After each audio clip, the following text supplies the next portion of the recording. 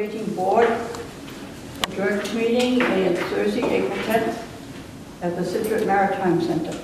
And we will introduce ourselves. I'm Laura Mayer, Manager of Social Services. Marty O'Toole, Board of Selectmen. I'm Debbie Young, member of the Council on Aging. Linda Hayes, Director of the Council on Aging. Joan Powers, Chair. And Dale Baylor, and I'm on the board. Thank you. We're going to go over the meetings at the next meeting, because we don't have them available right now. So we'll wait for that for the next meeting, and so now we can do the executive report.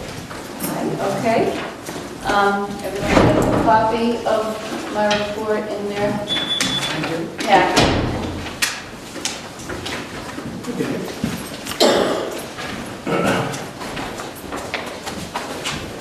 Okay, just for some general information, Laura Minier, who is here with us tonight, and I attended a virtual dementia tour, which was sponsored by South Shore Elder Services in Braintree. And it was an exercise which sought to highlight challenges for those suffering from different forms of dementia by simulating how difficult it becomes to follow instructions and to perform simple tasks.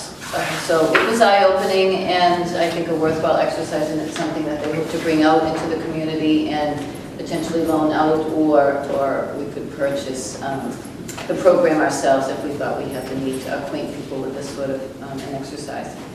Also, Jenny Gerbis, the outreach counselor, and I attended an educational presentation last week on the use of a new benefits checkup website, which was developed by the National Council on Aging, but then a license was purchased by our Massachusetts Council on Aging to make it accessible to all of the councils on aging in the state in order to assess clients' eligibility easily and fairly quickly for federal and state financial assistance, giving the users or us, if we're assisting, the ability to download applications or apply for them or with them online to find resources to help seniors over the age of 60 pay for food, medicine, healthcare, heat, telephone, and more. So it collects all the potential available resources and then assesses the need and produces a report of what they're eligible for, which is very helpful.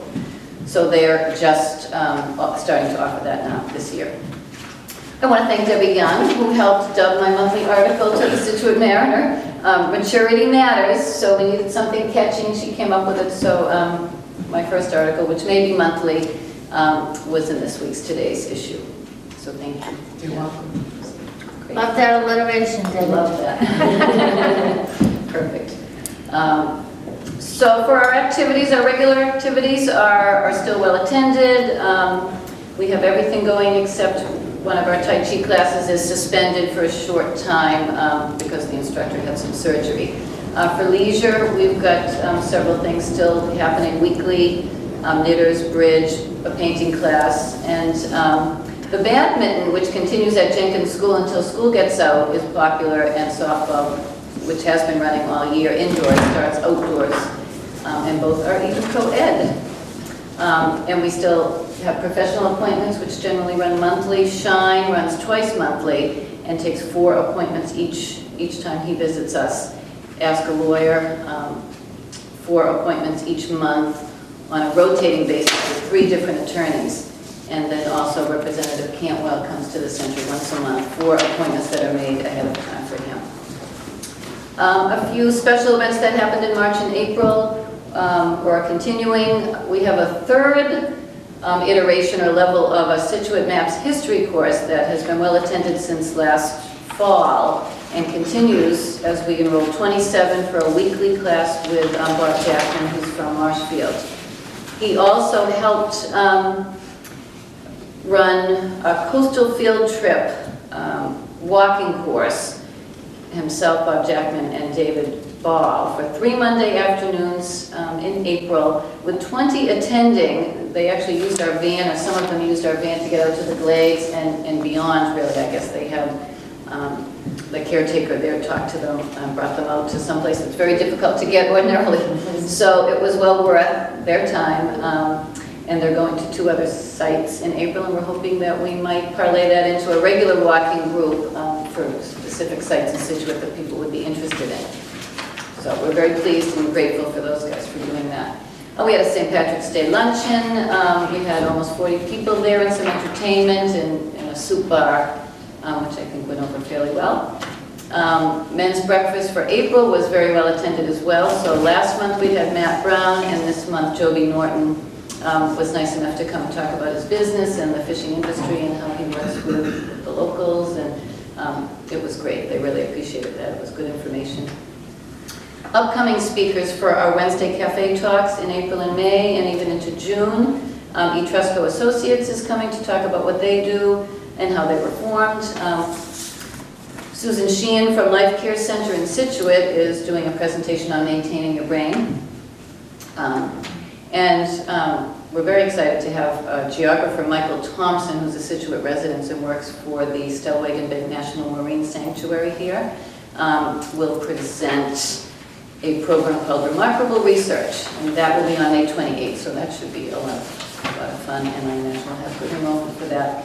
June 4th, someone from the Sheriff's Department is coming to talk about the Elephant Sanctuary in Tennessee, something everybody wants to know about. That's interesting. Where old elephants go to continue to live. It's great. We're having a Mother's Day tea in May, and our next men's breakfast on the first Monday in May will be with Roger Crawford, who is the Melon Seed skiff boat builder out of Hummerock. So I have known him, and he's very willing to come in and even wants to bring the boat.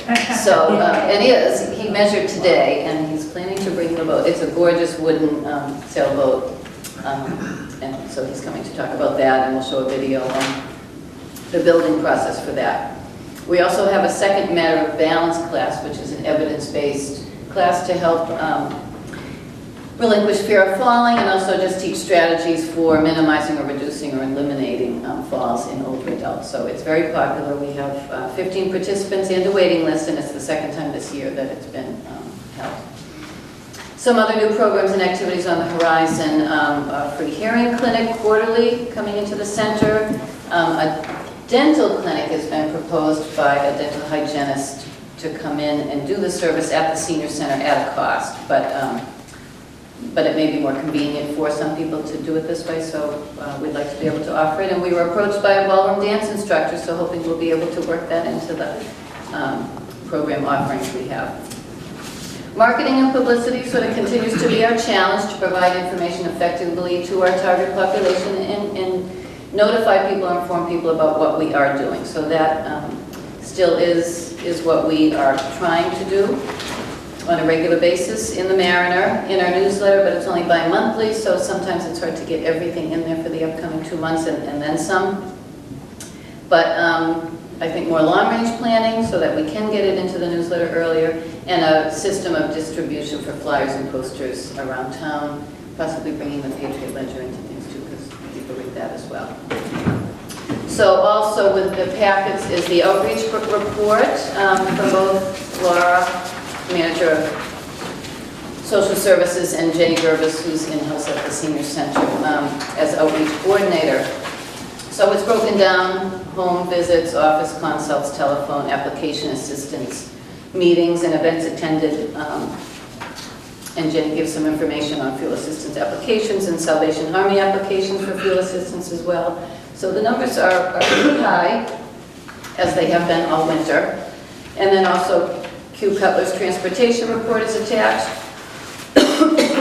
Rides have increased from January and February when the weather was difficult and caused us to cancel sometimes.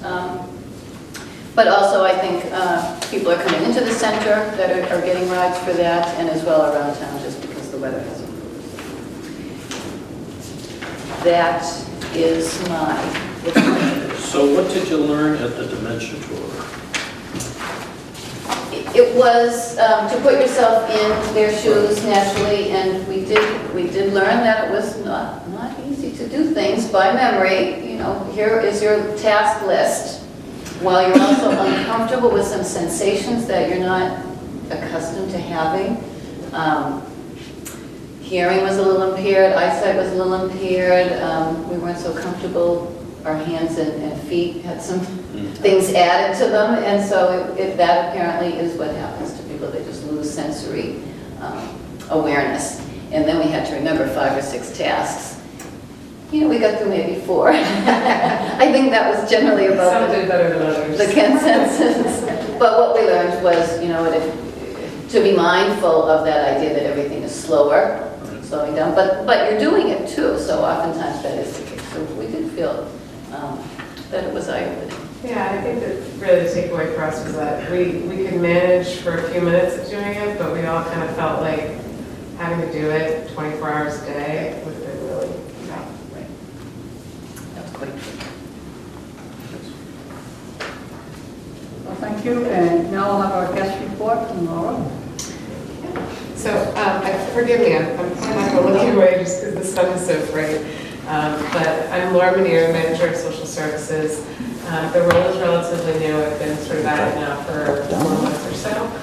So Linda had invited me to come speak with you all about the role and what I'm doing and how I'm functioning. So really, the way I've sort of set it up, at least for the next year, is really looking at sort of 3 buckets of work, and there's kind of a lot of overlap and go between, but you know, the one bucket that I'm focusing on right now is really looking at, if you will, at-risk seniors or folks that maybe haven't been in touch with the senior center, folks that don't have a lot of support, folks that maybe have multiple medical issues, that are living alone, and we're trying to figure out how to reach those individuals and what services we can offer them. So Jenny Gervis and I, along with Linda, have been meeting regularly to kind of talk about how we want to go about doing this and thinking it through a bit more. And we have some ideas, and we've been sort of connecting with lots of key people in town, and we'd love to hear from all of you about your thoughts and how to move forward with this. But you know, there is probably some element of going door to door at some point and really reaching out and doing some solid outreach in the community. The other piece of that is really, maintaining the resources that we currently have. So Jenny Gervis is phenomenal at finding new resources, and when there's a need out there, she is such a go-getter. She just goes and finds what we need. But we also have a lot of resources, fuel assistance, Greater Boston Legal Services. There are lots of groups that are already providing services to the community. And we want to stay up to date with what those services are. And we also really want to have a face-to-face contact with these folks, because you know, Greater Boston Legal Services are in Boston. So when we talk to somebody on the phone, it's really different than them knowing who we are face-to-face, and they're helping folks in our community. So Jenny and I did go into Boston. We met with one of the lawyers from Greater Boston Legal Services. We've been to South Shore Housing. We've talked to them about their current programs, but we also, again, wanted that to be sort of a face-to-face interaction. So we're sort of pacing ourselves, but every month we do try to get out and meet folks who are already providing the services. And then the other piece of that is sort of expanding the services that we have. And that's sort of where Jenny shines, and she really is able to, you know, pinpoint. I had a woman with a particular medical condition, and she found all these resources that we didn't know were out there before. So she's really bringing in a lot of that.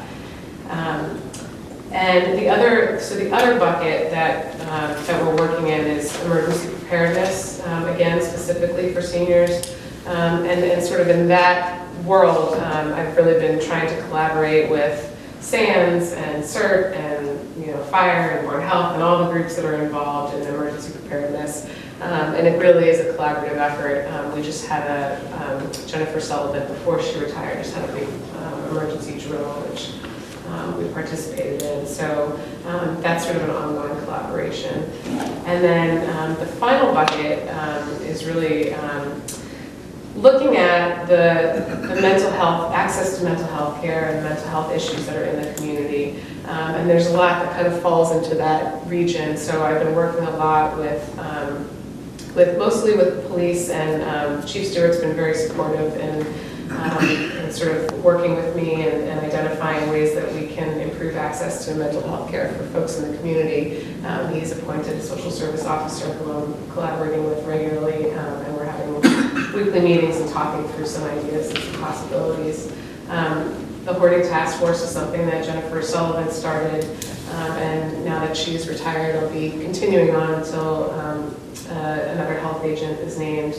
I think Jennifer is going to still continue to come, and will probably co-facilitate during that time, but just came back from a hoarding conference, which was really wonderful and beneficial, and learned a lot, and the task force is really ready to get some work done.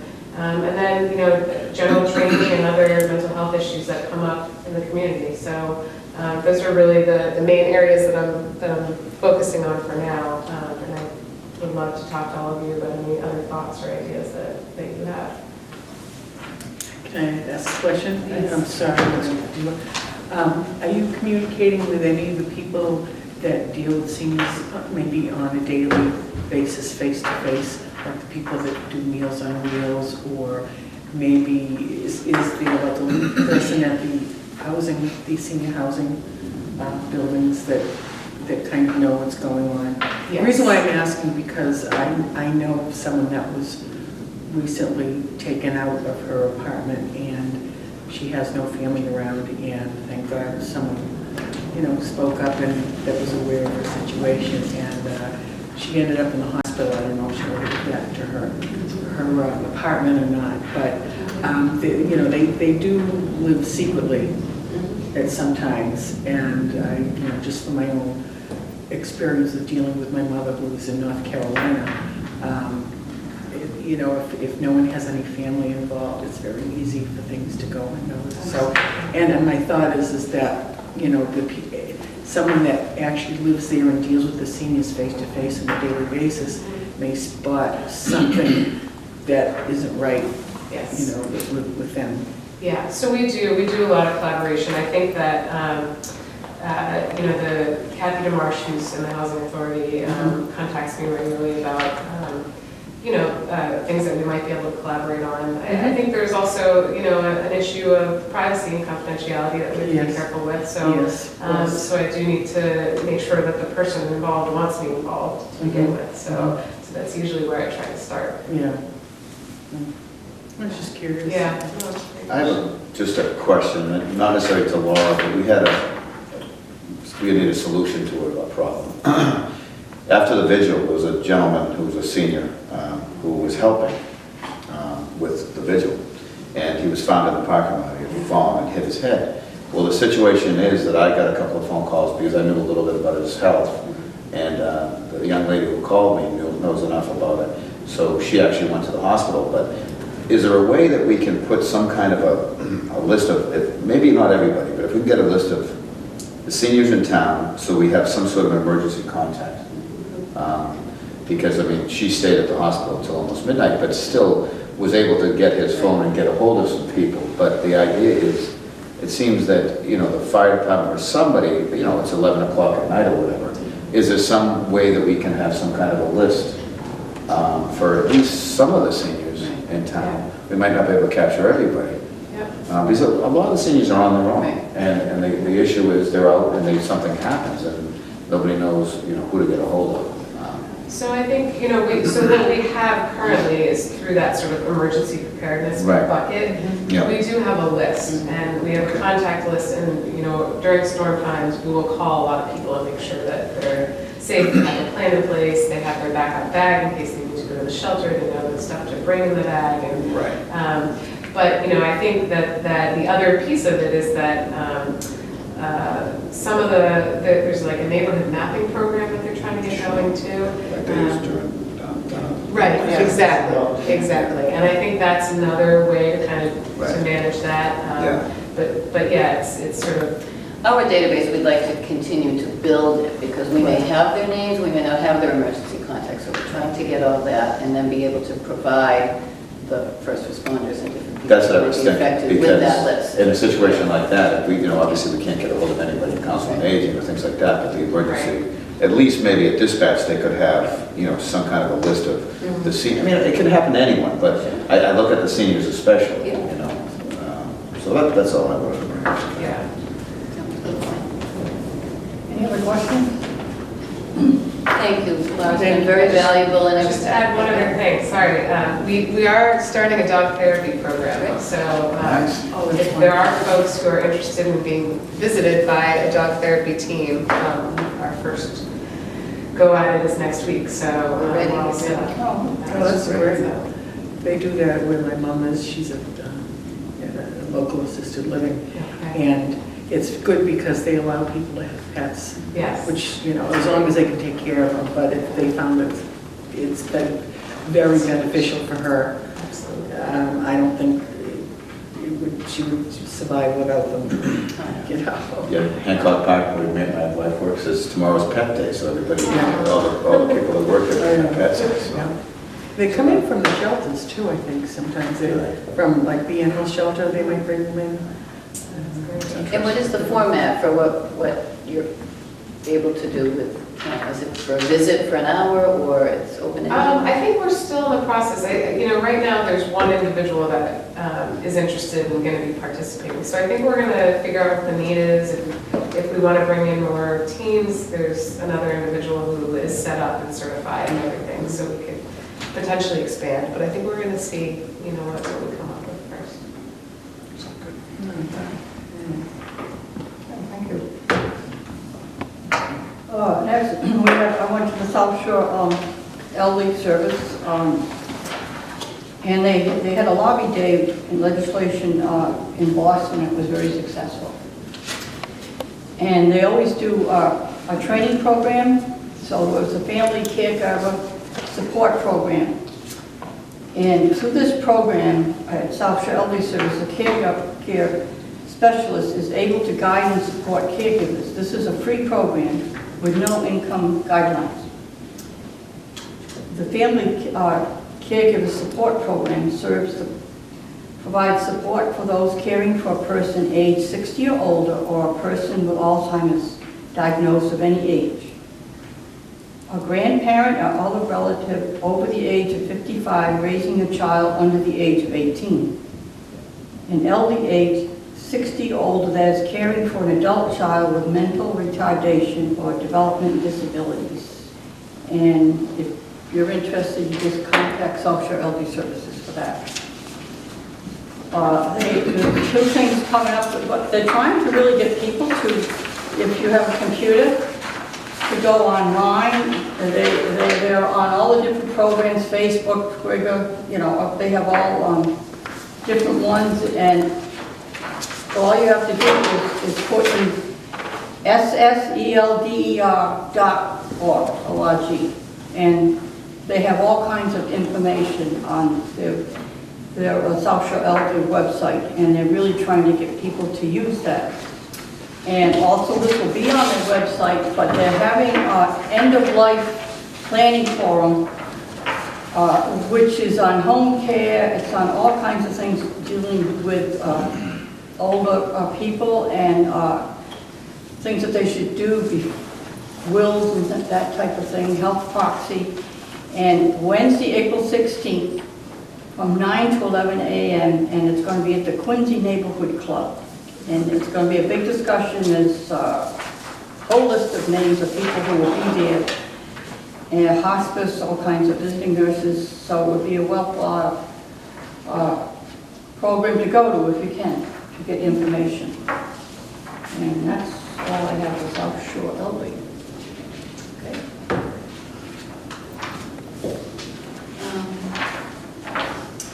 So I guess I'm next again, just to talk, and we're missing 2 board members, and we still have yet to fill or hear from the Selectman's office on whether we have new board members who I think may have applied. But we do have a new assistant who started last week. Do we have applications in, I right? think we have at least 1 application in, Okay. is my understanding. Well, I know we had a little bit of a ball dropped on that. Well, Kim left, so. when Kim left, yeah, so, and I didn't bother Lorraine her first week of it, so I, but What we should have is a liaison to the Mass Commission on Disabilities from the board. And I happened to get a hold, then it was hard to find the chairperson for that, but I did hear back from him. They actually have a meeting April 15th, which of course is next week.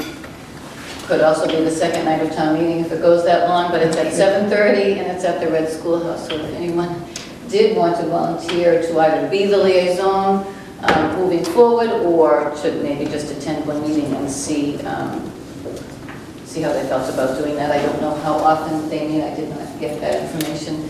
It doesn't sound like it's monthly. No, it's a monthly, they don't meet that much. They don't meet that often, but it's the Yeah. Mass Commission on Disabilities, I and think it's it's nice. quarterly, isn't it? Pardon me? Quarterly. Quarterly sounds I believe good. so, yeah. Okay, so that's just something someone could talk to me about. Also, I did give out a list of all current board members and did find the terms as best I could. So there are 4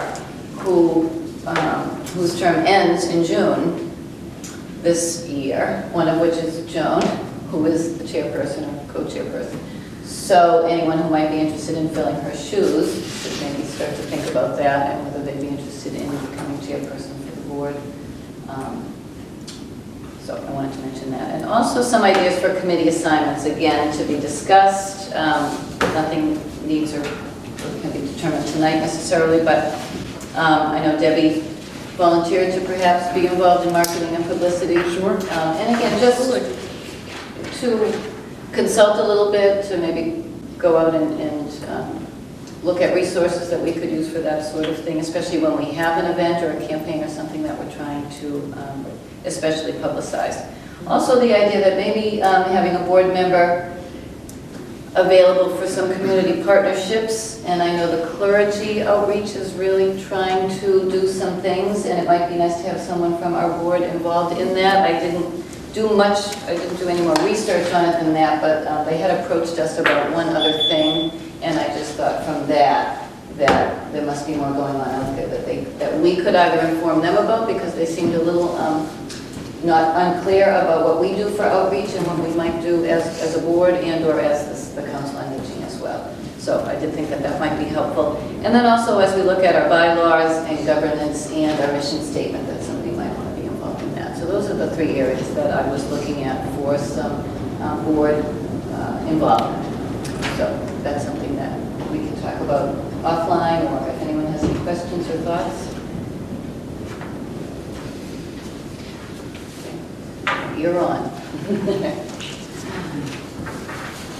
No? Is there any other new business? Joan, I had a question about that master plan space committee thingamajig that I was on at one point. That I'm wondering if it still is alive, if anybody's going, or what happened with that?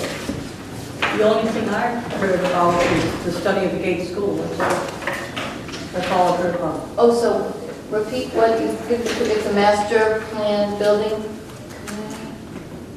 Well, Marty, Yes. do you know if that group's meeting still, or is that group? I think they're just on hold. Basically, they're still meeting, but not as often. There was a meeting maybe a month ago. Yeah, Or- not as often, because they're just waiting for an answer, really, from the state, you know. So, I know Al Banger had notified me that he yes, was going to answer your question, yes, they are still Yeah. meeting. They're still meeting. Yeah. It would be good if somebody from this group attended. Yes. Speak, that just reminds me, that obviously, we've got an important vote on Monday, for the, needs assessments. Mhm. I can't imagine anybody voting against that, but you never know, could happen. What is that? The needs assessment for the senior center. Oh, okay, yes. It's the last article, Is it, yeah. so it might be Tuesday night. Do you want to mention anything about that, Julian? Well, it's going well. Mine is going to represent the selectmen. The advisory board is with us all the way. We've set it up so that the money that was put aside originally, $90,000 is left of the money from 2007 when they did a survey on the senior center. We're going to use that plus free cash for the difference to make up the 25. If they can come in with a needs assessment that is basically 24,999, then they would not have to go out to bid. So she's going to see what she can do about it. We did have an amendment that we wanted to put in, but it's been recommended we let that go so that the vote will go through, which was to make sure they get it going and they don't put it off. Also, an amendment was put in to have it be in the budget of the Council on Aging, and they said no, that they did not want that in there, because if the money is not used and they did not do the study, then the money would go into the general fund. So this way, it's going to be definitely for the needs assessment study. And she promised me and to other people that it will She being, Tricia, Okay. that it will be done after the 1st of July, that they will get the bids out and get it going. Also, Rich, the Friends did have a dinner and raise some funds to, at this point, just to get us going. We had 80 people, which... We had a lot more than that, but they were lined up outside me. Donna, I'm sorry about what happened to you. Debbie. Debbie, There was no place to sit and well, we did not expect... We ran out of food and everything, it was pretty amazing. We expected- By 5:30. Yeah, we expected I think there was a approximately timer on that. 80, we set up for 80, and It was a great they time. showed up 4:30 in the afternoon. So how big a turnout do we need by the seniors at Monday or Tuesday night's meeting? As many as possible. As many as As possible. many as possible.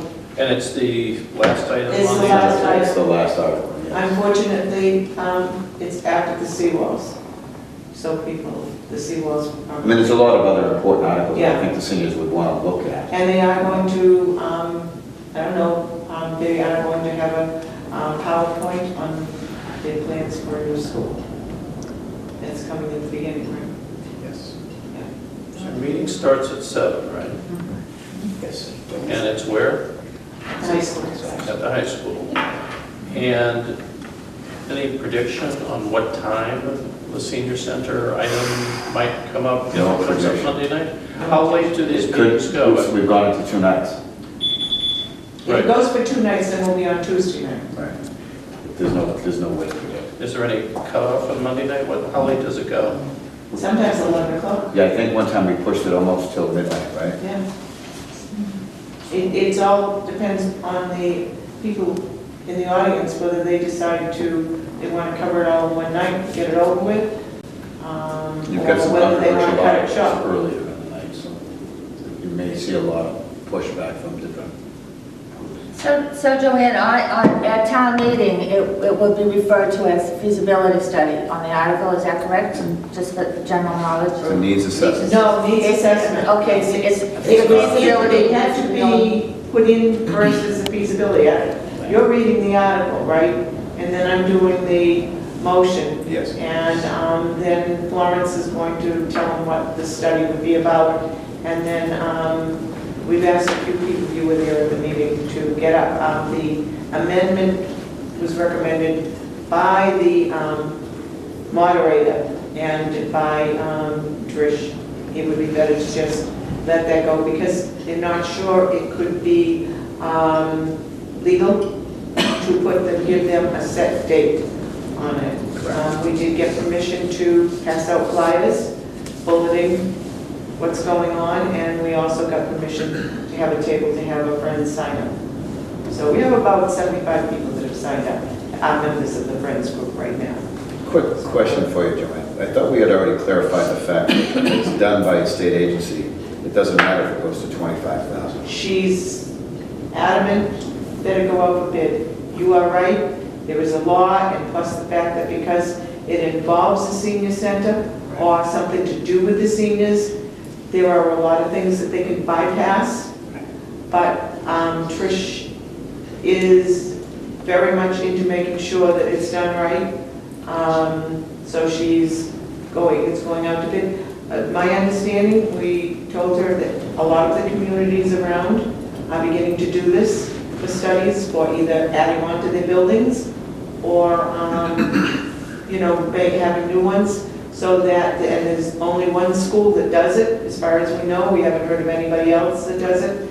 So we've got to get our name in there. It's going to take 9 months to do it. The only request we have, and that is that it not be done by the computer, because either the computer or the Mariner are two places where you will not It's get... unreliable. It's not reliable, you will not get seniors involved in it. And the Mariner, when they do a survey, people don't see it, and all of a sudden, it's on the computer, and, oh, was that on the computer? They didn't know about it, they see the You want to get a information. fair sampling? Yeah, so with that in mind, but it may, for us, and this is where whatever we have for money, we will help, is she has said if it goes over the 25,000 for the mailing, where will you come up with the money, and the Friends will be the ones that will take care of the mailing. So, and that's the only thing. She thinks the mailing might be $1,000 to do a mailing. But So in the mailing of what? The mailing of the results? the Or the mailing of the survey? the survey. So, because it will be a survey, and they will go around and interview different people in different departments in the town to get their opinions. They'll be talking to Linda, and they might be talking to some of you people on the board to try to find out, where people feel, what they feel, and where they're going to be in life. There was something that Trish brought up, and I can't remember exactly, except for the fact that we decided we'd go with hitting 55, that's what it was, send out these mailings to 55 and up. And the reason being is those 55-year-olds, by the time we go for the new senior center, will be baby boomers, will be in that 60-plus age bracket. So and that was Tricia's idea. She wants it done at that age level and going up. And she will do the specifications as to what they are going to study. That's a huge proportion of the town. Well, 40%, yeah, 40% of the voting today is seniors. And actually, I think it's 60 plus is 40% right now. Yeah, 60 plus 39% is right 40% of the voters in this town. So Which is a 55 big plus lot. is going to be. But the problem is getting them out. I have already told all of the people that I know, whether you want to sit there until midnight, you need to be there if you want it to go through. And, in other words, we have to stack the town meeting to get what we want. There'll be the Seawall group is going to stack the town meeting. Right. We will have to stack the town It's meeting. going to be a busy night. It is going to be a busy night. CBC is going to go, so there'll be some issues. Yeah. That's a snack. Bring your water, bring your coffee. Although you're not supposed to have water, I haven't figured this out. Town meeting, you're not supposed to have liquids in the gym. And the Board of And Selectmen. it absolutely amazes me how many people come in with their coffee, their water, and as I remember, maybe they changed it, Oh, I don't think you can tell anybody they can't have water, especially for that period of time. but I'm just saying, supposedly, no beverages were supposed to be, and in fact, Well, if that's the worst thing that happens to me. no, but I'm just saying, no, I'm just saying, Yeah, I know. these are things that, But I mean, but, there are a few things. I'll hide it in my pocketbook. Just, hey, if I start coughing, then I have to have something. Hopefully when I get up in front, I won't start. I'm just, No, I'm sure you can have water, because otherwise we wouldn't have water on the Right. desk up front. That would be, But you if you- can't have water, but we can. I don't know, I just know that, I've been here. Well, I'll bring a note from my doctor, Joanne. The rules is, With exactly. yeah, I know when I went to the State House to testify on the flood thing, you couldn't bring water and everything. Like Jim's like, Campbell was like, I'll bring water in it. I'm not bringing water in it. well, Sorry. But anyway, it is Monday night, that's the start of it. As Marty will tell you, they don't know how much they're gonna get done Monday night. It's, there's some long hours. Meeting for everybody. It just depends on whether the moderator allows us to, if we have to itemize on some of those articles, some of them are so long. Have you Well, seen I know it? we waited yesterday for Trish to come out of the meeting. We waited a good hour and a half for her to come out to talk to her, because she wanted to sit down and talk with us. Yes. And she, by the way, reworded it so the motion will go through.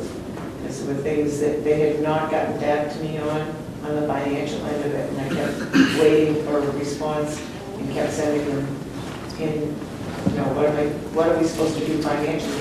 Because selectmen said actually Sean said, we'll take care of the financial end when I asked for it.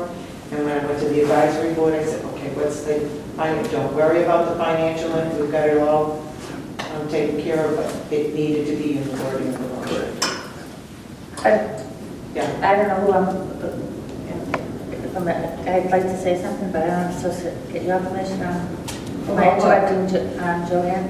I just wanted to say that I wish that people in the town, I know some of us were at the meeting when the woman, the professor from UMass, the gerontology department gave her presentation on this study, and it was just amazing. I mean, unfortunately, the people at the town meeting didn't have this opportunity to hear her speak, and her enthusiasm was just spreading all over the room. We met at the senior center, and she went through this study, what UMass's gerontology department will be doing step by step, and it could be modified to our wishes, our goals as well.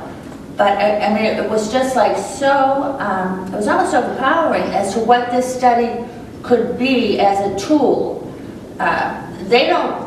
She wasn't soliciting our $25,000 or our $24,999. The enthusiasm that she was just generating as to what this study could do to be when it's used as a tool, and it's simply as a non-subjective tool. It would be, statistics, a few anecdotal stories related in it, but the facts. And it was just, I mean, I for one, when I left that meeting, I was like, really, I said, her name was Jan, I forget her last name, but she, come on down, Jan, it's a shame that, like I said. They use her, they wouldn't Yeah. allow us to Oh, use I her. understand that, We but should I think, respect the bidder, so. Yes, and I personally, after listening to her, am hoping that, and I think it will be her. I did find out that, and I haven't talked to Cohasset, but I am going to talk to them in the near future to find out. They had her come in and do it. They only spent $15,000 on theirs, but they did it on the computer. And the word has gotten back to me. They really regret that they did it on the computer because it was not as accurate as they would like it. They didn't need to know that much because the money, they got $1 million to start the building from whatever fund they went for, which I understand is a fund that other communities could dip into, but they got the money before any other community got the $1 million. well, as far, back to Scituate though, as far as for us, Right. we can, Patricia had some things that she'd like to see the study 50 and up. Well, once this is passed, and it's going to get passed, I have faith, we can tailor it to Scituate, what the town would like for Scituate. So as you mentioned. The board will still ask what you people would. Right, but it will be suited to Scituate. Yeah. Cohasset, all the other towns, however they did it, maybe even the gerontology department learned that perhaps we could have done a little differently, and we'll benefit from, Well, they've all done it Every town- differently. Every town's a little. Exactly, Every town is different. exactly. And that's the only thing we did say is we want a paper survey. That was the biggest thing. And she did say it would be more expensive. And as I say, the friends will come up with the mailing if they have to. If it goes over that amount, we'll come up with that mailing money. I'm sure we can easily do that after, what we've already done for functions. Okay, thank you I very have much. one more thing about new business. This has got nothing to do with previous traffic.